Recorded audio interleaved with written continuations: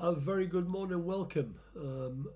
Jeff Laughton online at about 10:35 on Thursday the 26th of June. Firstly, many apologies for not being online for quite a while. As you know, I was at Royal Ascot all last week, and whether or not I overdid the PIMS and the partying in London over the weekend, I don't know, but since I got back I've been quite ill. I've actually been in bed for the last 2 days, which is very unusual for me. So as I say, apologies for not putting the video up.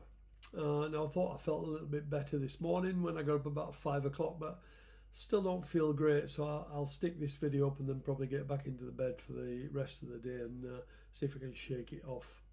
If you did join for the Ascot group for the week of all the bets I had there, you were certainly rewarded for doing so. We had 11 bets at Ascot last week and 6 of them won, making a tremendous 19 points profit in 5 days.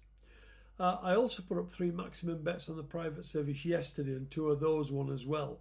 So if you want to know what I'm backing and get to know at 8:30 in the morning, then drop me an email at the email address below, jefflawtonmanagement@gmail.com. So before we start, as always, if you haven't as yet hit the subscribe button, please do that. It will save you hanging around.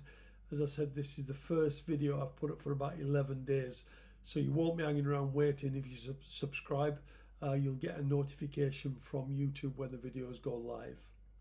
So let's get started at Newmarket. The 150, I was very taken with Romeo Montague's run at York in what was quite a deep race.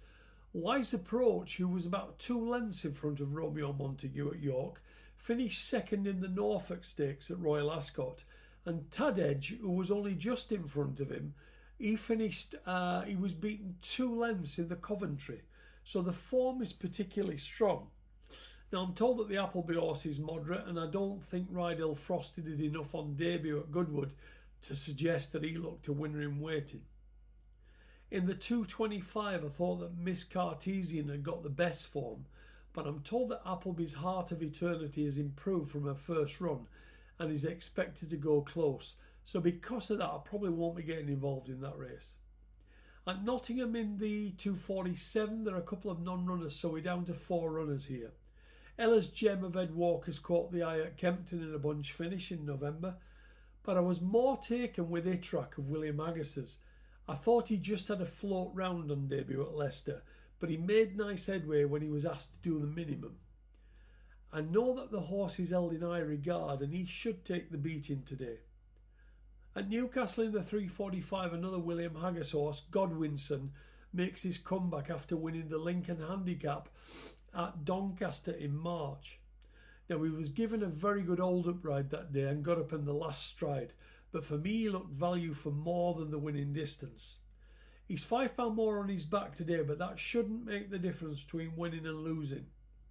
Superposition has won 2 of his 3 races on the all-weather and could just be a better artificial surface performer. My preference would be Godwinson, but it is only a preference. At Leicester in the 6 o'clock, I quite like Army Bugler. He was drawn in stall 11 at Bath last time, which wouldn't be a help, but he also stumbled as he left the stalls. He got to the front fairly easily and looked the winner, but didn't quite see it out. Now that was over 5.5 furlongs, and the drop back to 5 will probably help. The winner of the race, Gory Gold, was thought good enough to run at Royal Ascot, and he was beaten 7 lengths in the Windsor Castle. USS Charleston, trained by Lemus de Souza, also caught the eye on debut, staying on late, and he may well improve, but I don't think his form amounts to what Army Bugler achieved. I got 1 race to mention at Hamilton, that's in the 8:45 City Captain. He won 10 days ago at Carlisle, winning very easily. Now that was on soft ground, and although there has been light rain at Hamilton this morning, the ground should be no worse than good, and he isn't really ground dependent anyway. He carries a £5 penalty, but he's still £4 well in from this coming Saturday, and he should be too good for these. Now I'm going to leave it there. I will try and put a message up tomorrow, and many thanks for dropping by. Thank you.